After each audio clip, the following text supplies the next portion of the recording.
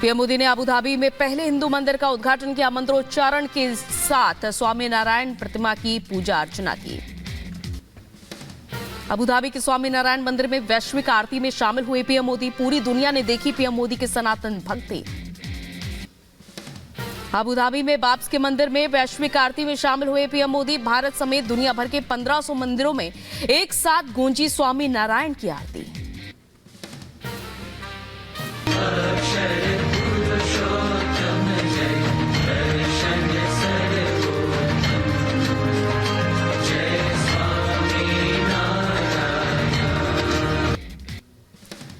UAE के स्वामी नारायण मंदिर प्रांगण में पीएम मोदी का जोरदार स्वागत हुआ। बीएपीएस के स्वामी ईश्वर चरण दास ने प्रधानमंत्री का स्वागत किया।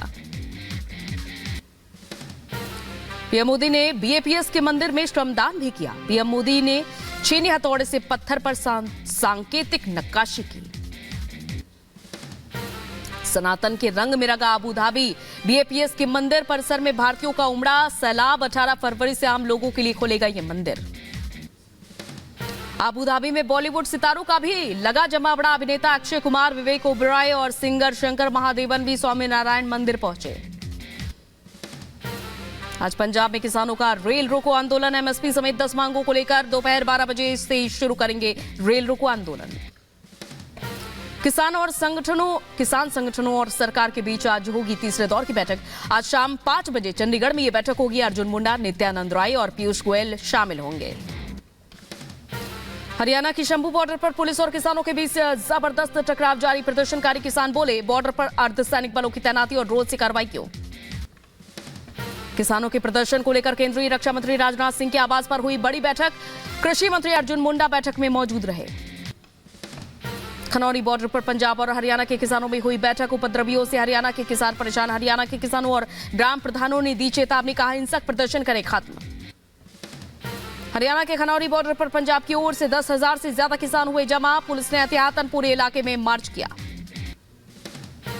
प्रदर्शनकारी किसानों को लेकर राजस्थान सरकार भी अलर्ट पर है। राजस्थान ने हरियाणा की सांगरिया बॉर्डर पर बढ़ाई गई सुरक्षा। 5 से 6 लेयर की बैरिकेडिंग के साथ 4 वज्रवाहन और एसटीएफ तैनात।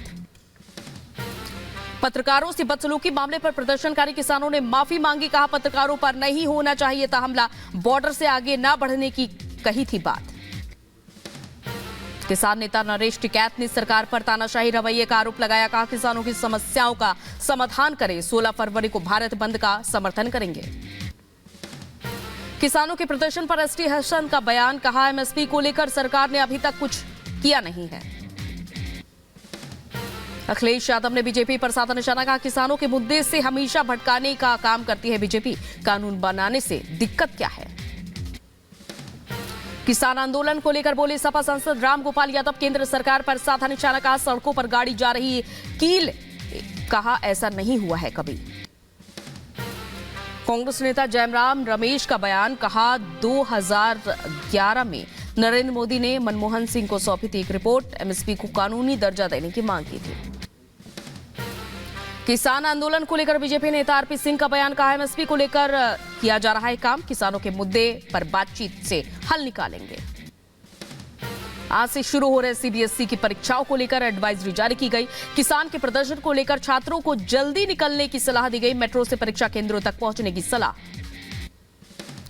ज्ञानवापी परिसर में बंद अन्य तहखानों की एएसआई सर्वे की मांग पर आज सुनवाई। हिंदू पक्ष की याचिका पर जिला अदालत में होगी सुनवाई। शराब घोटाले में आरोपी आप सांसद संजय सिंह पहुंचे सुप्रीम कोर्ट। दिल्ली हाईकोर्ट के फैसले को चुनौती दी। हाईकोर्ट ने संजय की जमानत अर्जी पर खारिज की थी। जेपी नड्डा ने संदेश खाली में महिलाओं पर अत्याचार और हिंसा की घटना की निंदा की। जांच को लेकर पार्टी की उच्च स्तरीय समिति का भी गठन किया। पश्चिम बंगाल के बशीरहाट में पुलिस लाठीचार्ज में घायल। प्रदेश बीजेपी अध्यक्ष सुकांत मजूमदार अस्पताल में भर्ती। संदेश खाली हिंसा को लेकर बीजेपी कर रही थी विरोध प्रदर्शन। बीजेपी नेता शुभेंदु अधिकारी ने अस्पताल में पहुंचकर सुकांत मजूमदार का हालचाल जाना। ममता बनर्जी पर बोला हमला। कहा मजूमदार की हालत के लिए सीएम की जिम्मेदारी। सुकांतो जी का जो फिजिकल टॉर्चर हुआ और उसके दौरान उनको अनकॉन्शियस हो जाना पड़ा, इसके लिए पूरा के पूरा जिम्मेदारी बंगाल का चीफ मिनिस्टर ममता बनर्जी है।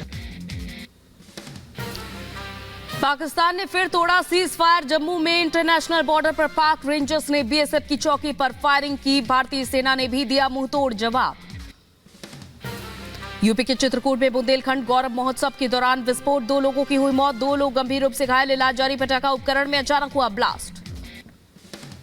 चित्रकूट हादसे का सीएम योगी ने लिया संज्ञान। मामले में एफआईआर दर्ज कर कठोर कार्रवाई के संदेश दिए। एडीजी का अध्यक्षता में जांच कमेटी गठित करने के आदेश। सीएम योगी ने चित्रकूट विस्फोट के पीड़ितों के लिए आर्थिक मदद का ऐलान किया। मृतकों के परिजनों को 5-5 लाख रुपए का मुआवजा, गंभीर रूप से घायलों को 50-50 हजार की मदद, जबकि फ्री इलाज मुहैया कराने के निर्देश। मध्य प्रदेश के नर्मदापुरम में मां नर्मदा जयंती महोत्सव की आज से शुरुआत। प्रशासन ने किया मॉक ड्रिल। समारोह में सीएम डॉक्टर मोहन यादव शामिल होंगे। प्रफुल्ल पटेल होंगे एनसीपी के राज्यसभा उम्मीदवार। अजित पवार ने प्रफुल्ल पटेल पर जताया आभार। आज राज्यसभा चुनाव के लिए भरेंगे नामांकन। छिंदवाड़ा में बड़ी संख्या में युवा बीजेपी में शामिल हुए। एमपी बीजेपी अध्यक्ष बीडी शर्मा ने युवाओं का स्वागत किया। कहा, पीएम के नेतृत्व में बीजेपी का बढ़ रहा है कारवां। बुलंदशहर में सपा और आरएलडी के कई नेता बीजेपी में शामिल हुए। जिला अध्यक्ष विकास चौहान का बयान, बोले बीजेपी हो रही है मजबूत। राजस्थान के सरकारी स्कूलों में सूर्य नमस्कार के फैसले के खिलाफ याचिका को राजस्थान हाईकोर्ट ने खारिज किया। सरकार ने स्कूलों में किया है अनिवार्य। शिक्षा मंत्री ने कहा, जोर शोर से होगा सूर्य नमस्कार। वो तो सबको प्रकाश दे रहे हैं, तो सबकी ड्यूटी बनती है, जो देता है उसकी आराधना करें। और हम इसलिए सूर्य भगवान की आराधना, सूर्य नमस्कार करके पूरी ताकत से करेंगे। यूपी राजभर ने पल्लवी पटेल के बयान का समर्थन करते हुए अखिलेश यादव पर कसा तंज। कहा, लेकर नाम पीडीए का लुटा है पिछड़ों का। स्वामी प्रसाद मौर्य के इस्तीफे पर बोले अखिलेश यादव, यह पार्टी के अंदर की बात है और इस पर समाधान में निकाल लेंगे। सपा नेता राम गोपाल यादव ने लोकसभा चुनाव में सपा की आने वाली सीटों पर दावा खुद की कम किया। राम गोपाल यादव बोले, यूपी में सपा को मिलेगी 35 सीटें।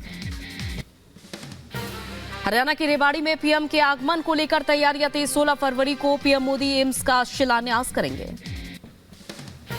यूपी के कैबिनेट मंत्री एके शर्मा ने शायराना अंदाज में स्वामी प्रसाद मौर्य पर बोला हमला। कहा, दुश्मनी जमकर करो, पर जब दोस्ती हो तो शर्मिंदगी ना रहे। महासचिव के पद से इस्तीफा देने को बताया उचित कदम। कि दुश्मनी जमकर करो, लेकिन ये गुंजाइश रहे, फिर कभी हम दोस्त बन जाएं तो शर्मिंदा न हो। मुझे वो शेर याद आ रहा है। अच्छा है कि हम फिर दोस्त बनने की तरफ आगे बढ़ रहे हैं।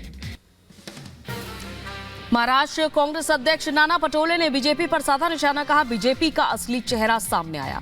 उनके पास कोई नेता नहीं, कार्यकर्ताओं के लिए बीजेपी के पास सीट भी नहीं। राजस्थान में मेघराज सिंह शेखावत के ठिकानों पर ईडी ने मारा छापा। जयपुर, उदयपुर समेत कई शहरों में ईडी की छापेमारी कार्रवाई। बाजारी कारोबारियों में मचा हड़कंप। बरेली में 3 तलाक से पीड़ित मुस्लिम महिला ने अपनाया हिंदू धर्म। वैलेंटाइन डे पर प्रेमी संग 7 फेरे लेकर शाहना बनी शारदा।